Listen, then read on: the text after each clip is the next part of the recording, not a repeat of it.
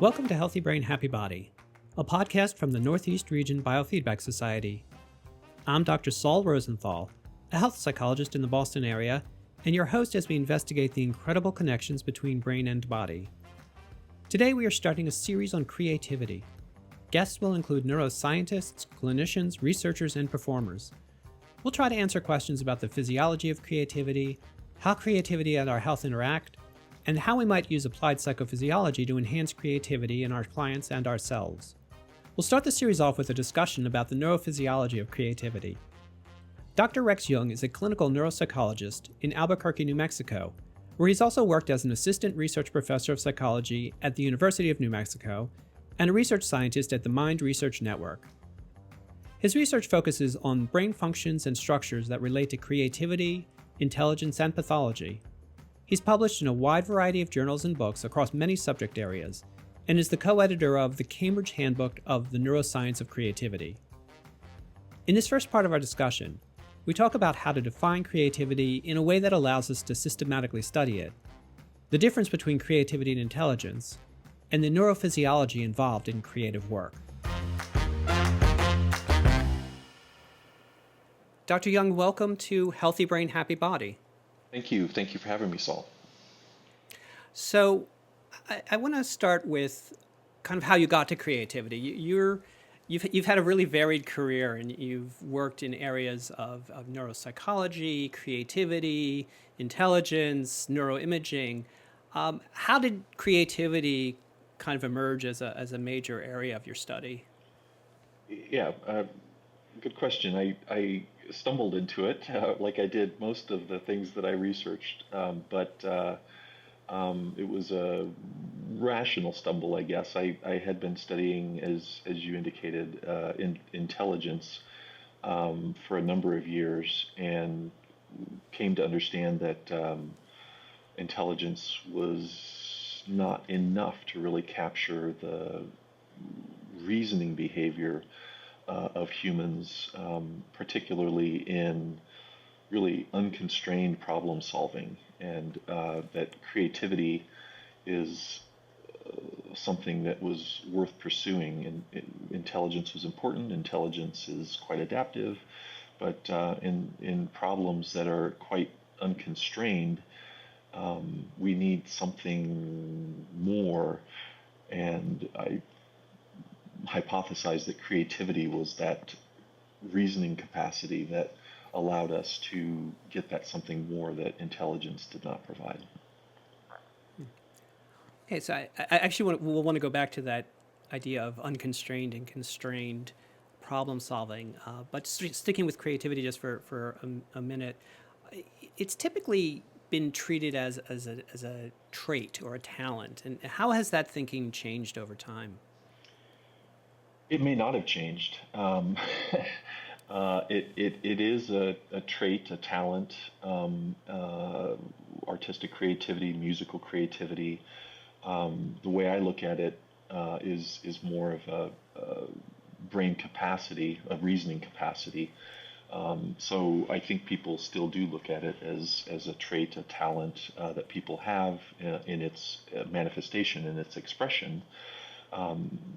In particular domains, but again, I tend to look at it in this more general term as a capacity of the brain to problem solve, and the problems that we're solving can be applied to art, music,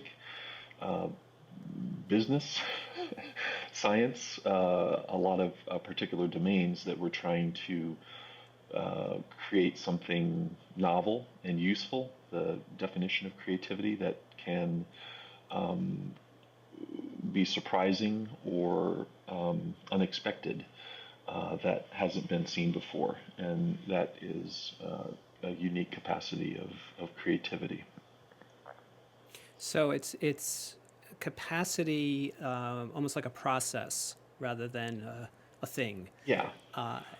So wondering then, of course, about the when you're looking the neurology. Sorry, to interrupt you. When you're looking at traits, you're looking at the things that people create, and when you're looking at this thing I'm talking about, you're looking at the process of creativity. It's a process produced by neural activity by the brain. So I think that's an important distinction that you're making.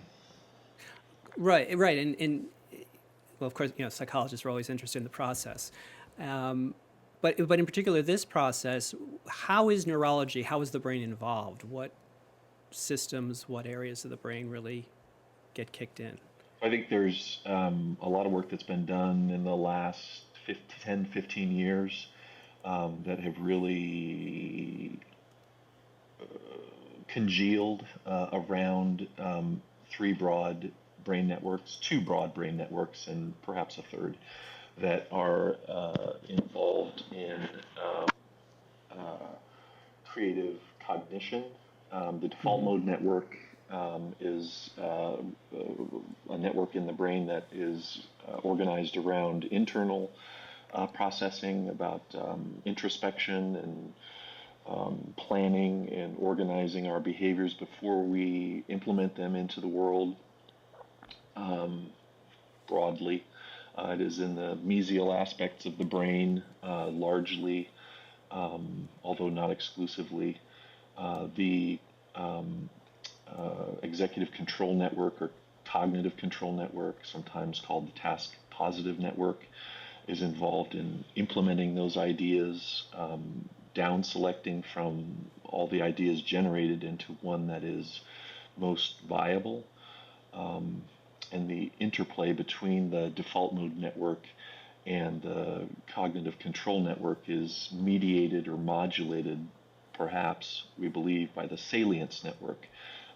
What is most salient in terms of environmental cues that are driving the demands from the environment and how we are processing that internally to create the best response to environmental demands. So three networks: default, cognitive control, executive control network, and the salience network are working in harmony to produce the cognitive processes of novelty generation with the default mode network, largely but not exclusively, um, uh, uh, appropriateness or task selection, which is being modulated by the executive control network, largely but not exclusively, and the interplay of these with the salience network. So a lot of work has been done in this regard to identify these networks with both structural and functional imaging techniques, mostly functional imaging techniques, and looking at particular subjects like jazz artists, jazz performance artists, most famously people doing playing pianos in the fMRI suite, and things of that nature, and people doing creative like tasks, which we'll probably end up talking about in the scanner.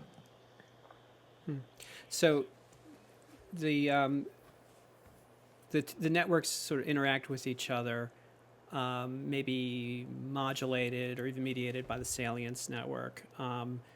So does this get to what you were talking about, unconstrained problem solving? So the default mode network is sort of things are floating around, and the salience network kind of says, "Oh, go for that one." Yeah, I think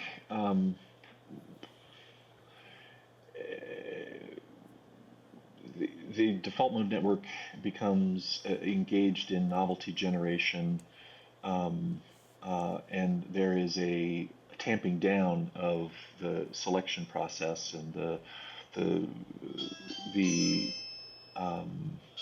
more down regulation of possibilities that normally goes on in our brain. So the salience network is attuned to the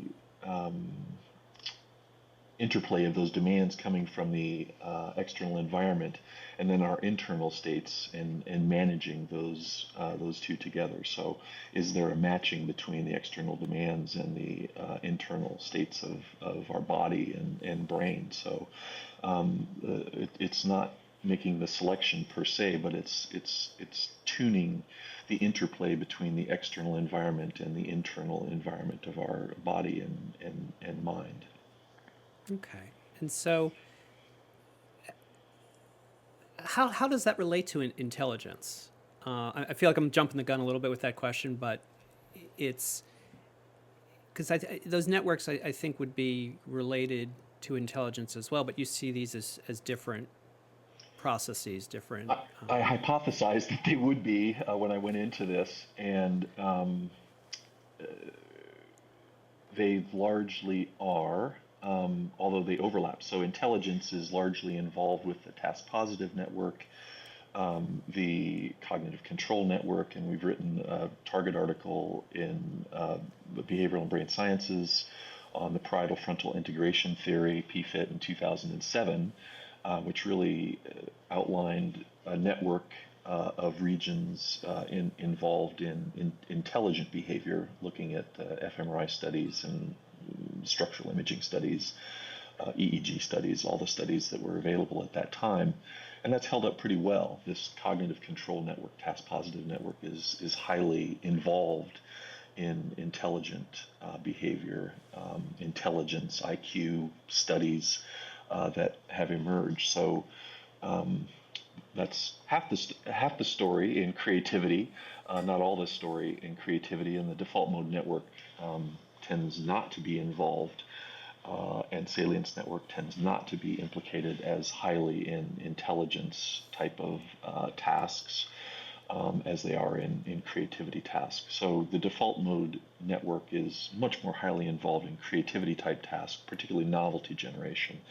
And the cognitive control network is much more highly involved in intelligence type tasks. And I still would hypothesize that these both are critically important to adaptive behavior in the environment. And when you start looking at the interplay between intelligence and creativity, you also find out that there's lots of overlap, that intelligence is correlated with these measures of creativity that we have, and that intelligence is perhaps very important to creativity, because you have to acquire information and bits of data to put together in novel and useful ways. You can't create something from nothing, so you have to have resources and application of your intelligence in order to manifest it in creative ways. So they work in tandem. I've always hypothesized and haven't been unconvinced of this yet, that intelligence is necessary but not sufficient for highly creative activities. You have to have some intelligence to be able to put these ideas in place in order for them to be used in creative endeavors. But you need the ideas first. You do. Okay. Yeah. And that's perhaps, I mean, the analogy that I use when I'm giving talks is, we all adore the creativity of our children, especially toddlers and whatnot. But it's perhaps only really useful in terms of painting a picture on our refrigerator doors. The art that they create, it's not particularly useful to a broader audience.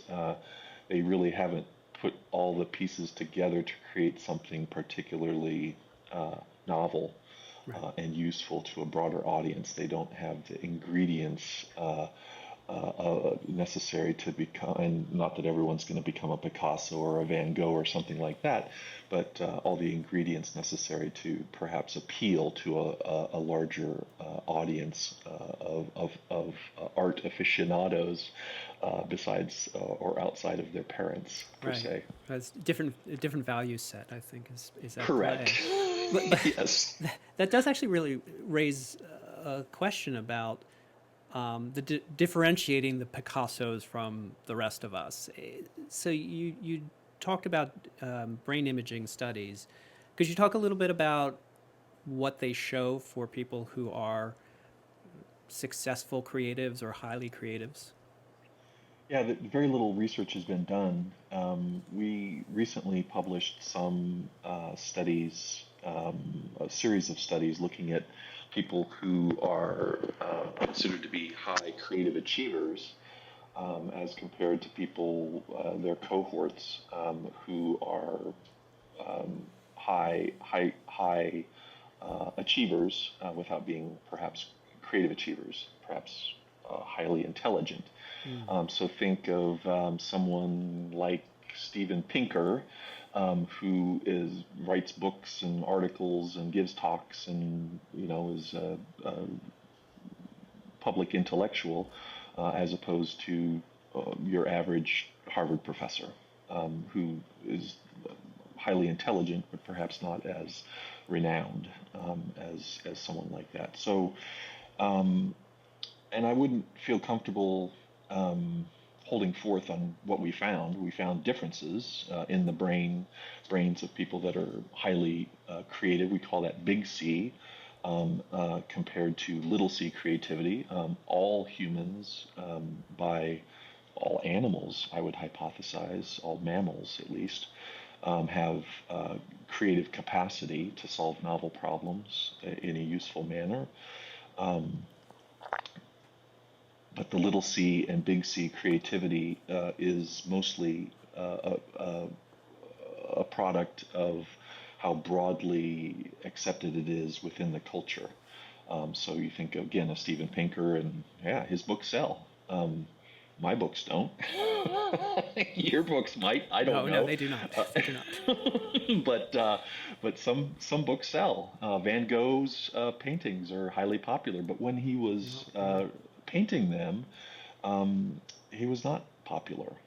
It took a good bit of time after his death for the world to actually recognize the genius of Van Gogh. So it is a perception of creativity that is an acceptance by public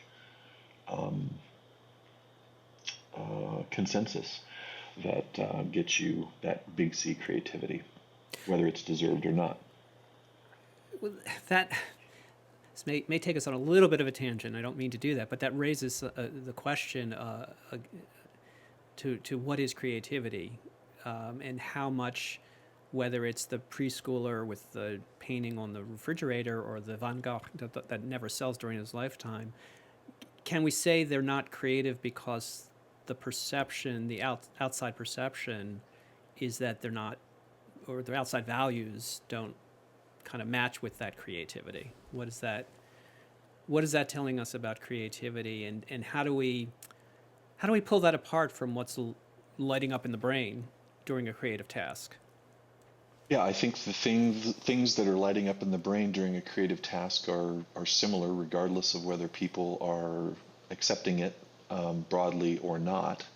I think this concept of it being broadly accepted is an interesting one, and has to be disentangled. That novel and useful. So again, when I give talks about this, it's like, well, there can be an overbalance of novelty, and perhaps the child drawing picture after picture that we love to put on our refrigerators is high on novelty, low on utility. And the word salad of a patient diagnosed with schizophrenia, again, can be novelty, and the neologisms can be fascinating, not particularly useful. The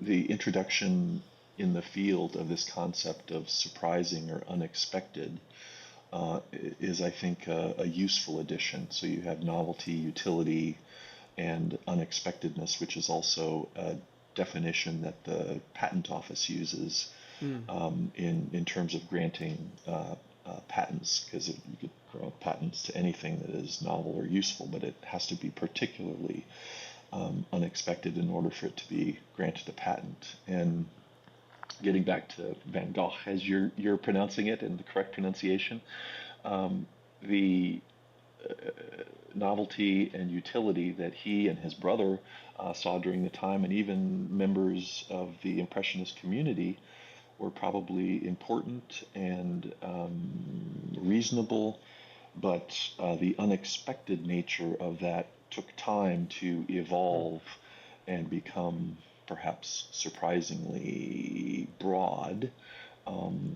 much later than the time that his brain created those works of genius. Well, the sort of I guess socialization of creativity is a topic that we could go on for a long time, but let's shift it back to the brain. When you're working with imaging, what is happening during an imaging study during a creative process? What are you seeing, whether it's a big C creative or a little C creative? It's usually in terms of imaging. It's usually putting someone in the scanner and engaging them with a measure of what's called divergent thinking. This is the standard measure of creative cognition. Is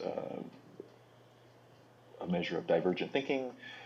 Comes from Torrance tests of creative thinking, which is the standardized test of creative activity, creative cognition.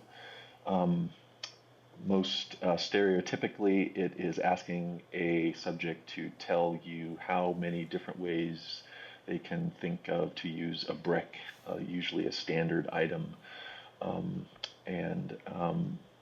It's scored in terms of fluency, how many different items you generate, frequency, kind of different categories of items that you generate, if it's building items or if it's decorative items. Let's stay using a brick. And then originality of the items produced, which is really where the rubber meets the road, is where you're getting true novelty along with utility. It's not just crazy ideas to use a brick that won't work, but using a brick to draw on a sidewalk, because you can use it as kind of a bit of chalk, which is it's kind of unexpected that you actually could use a brick in a completely new way to write a message on a sidewalk or something like that, or to displace water in a toilet tank. It's using it as an object to displace another object, and so this notion of originality is often used. So putting someone in the scanner, asking them to tell me as many different new uses for a chair that you can think of, or a pen, is the standard way. Unfortunately, the reliability and validity of these measures are quite low compared to measures of intelligence, where the reliability and validity are quite high. The other problem is the reliability and validity of fMRI measures. Functional magnetic resonance imaging is relatively and significantly lower than structural neuroimaging techniques, which I prefer to use, which are quite high. The reliability is exceptionally high, and the validity measures are relatively high. So you have in these functional techniques that have been used a low reliability, low validity behavioral measure combined with a low reliability, low validity imaging measure that has been used to talk about construct creativity that is quite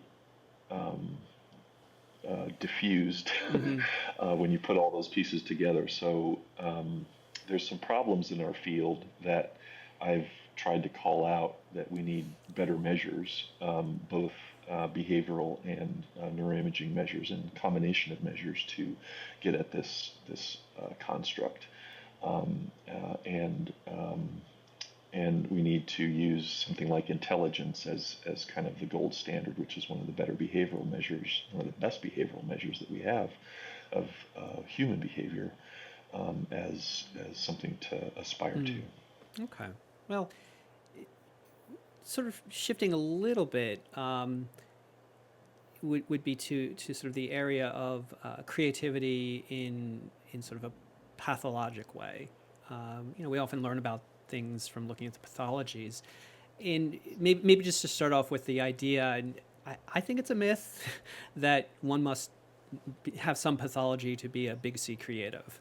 Could you maybe talk about that a little bit? Whether is that a myth or is that actually accurate? There's always some thread of accuracy in these myths. It's just how they become what we call neuromythologies. And I've written on this and spoken of this, but I think there is a thread of truth in this, but it is a neuromythology. At the end of the day, you don't have to be crazy to be creative or bipolar to be creative. You might have to suffer, but that's again a different question. So. You might have to suffer, and actually, creative people do have this unreasonable. Seeming high creative people really do have this unreasonable level of persistence that really seems to win the day. That they just keep fighting for their ideas well beyond what would normal people do, and that tends to win the day. I mean, okay, this is probably pushing it, but I wonder because one might argue that that's a cognitive inflexibility. You could argue that it's a cognitive inflexibility, but the novelty generation ability of these people would belie that notion.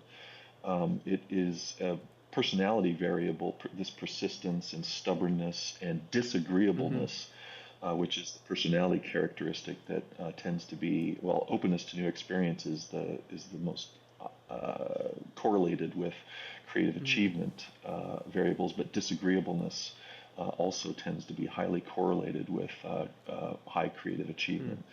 So it's more of a not going along with the crowd type of behavior, and not a nonconformity that tends to be more correlated. So it's not cognitive inflexibility. It's lack of conformity that tends to be the personality characteristic that we're talking about. Which again sort of sounds like that unconstrained notion.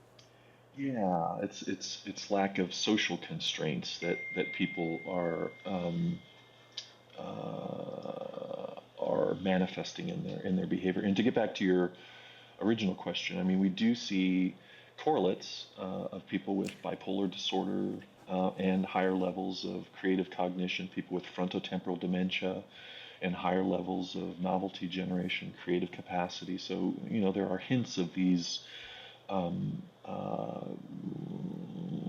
myths as manifested in the neurological and psychiatric literature that you can see, particularly, and if you think about it from a neuropsychological perspective or from a psychological perspective, that this could induce more novelty generation. To take the brakes off the frontal lobes would, at least a little bit, would in terms of bipolar disorder perhaps, or a lot of it in terms of frontotemporal dementia. You could have much more novelty generation.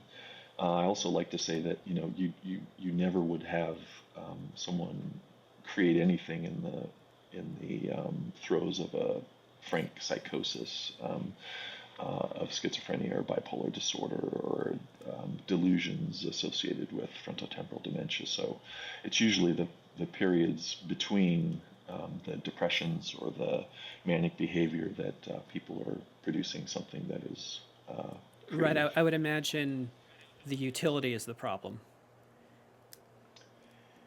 Utility is the problem. It's like all your ideas are right. Lots of novelty, which is the problem of the disease. Yeah, lots of novelty, lots of unexpectedness, but not a lot of utility. Yeah. But there are pathological creative, or there are creative pathologies. So hypergraphia, for example. Could you talk maybe a little bit about that? Maybe not hypergraphia specifically, but sort of how when does creativity kind of become a problem? I don't know Yeah. if that is a problem. I kind of wish I Well, could be more hypergraphic. well, So, some of the things I've read about it, it's like one of those things. It sounds great until you have it, but until you're yeah, compelled to write, yeah. I mean, I think Dostoevsky, I yeah. believe, was Mm. hypergraphic, and probably. I mean, it's associated often with temporal lobe Mm. epilepsy.